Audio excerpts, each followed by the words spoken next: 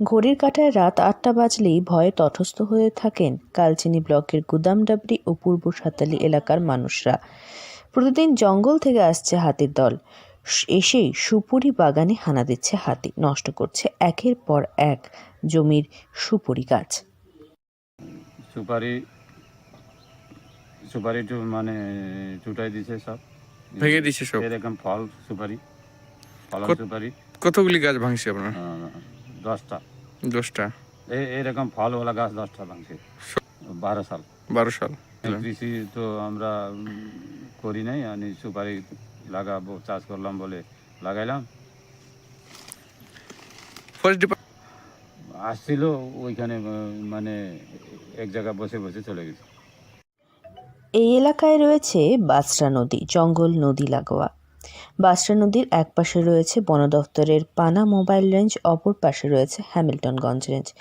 তারপরেও বুনো হাতিদের আটকানো যাচ্ছে না বলে জানা যায়। প্রায় প্রতি রাতে বক্সা ব্যাঘ্র প্রকল্পের জঙ্গল থেকে বুনো হাতি গ্রামে প্রবেশ করে তাণ্ডব চালাচ্ছে। বুনো হাতি এলাকার বাসিন্দাদের সুপুরি বাগান তছনছ করে দেয়, তাদের জমির ফসল নষ্ট করে দেয় বলে অভিযোগ।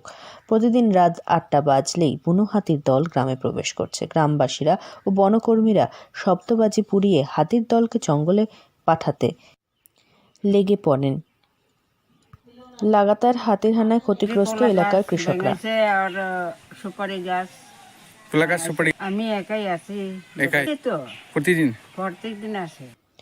পূর্বে যেখানে 30 বিঘা জমিতে সুপারি চাষ হতো তা কমে বর্তমানে দাঁড়িয়েছে 13 বিঘাতে। এই 13 বিঘা জমি সুপারি বাঁচানো এখন বড় চ্যালেঞ্জ হয়ে গিয়েছে কৃষকদের কাছে। রোজ হাতি আসছে, আর সুপারি গাছ যে পরিমাণে ভাঙছে তাতে 5 বিঘা জমির সুপারি বাঁচবে কিনা তা জানা নেই কৃষকদের। এ বিষয়ে এক কৃষক মোহন শর্মা জানান, সুপারি গাছ এর চাষ প্রায় বন্ধই হয়ে গিয়েছে। তারা লেবুর চাষ করেন, আনারসের চাষ করেন হাতির থেকে বাঁচতে, কিন্তু সুপারি চাষ বছরে একবার হয়, মুনাফাও অনেক বেশি। তাই সুপুরি চাষটা তারা কিছুটা জমিতে করে থাকেন, কিন্তু হাতির উপদ্রবে সব শেষ হয়ে যাচ্ছে। আলিপুরদুয়ার থেকে অনন্যাদের রিপোর্ট, লোকাল 18 বাংলা।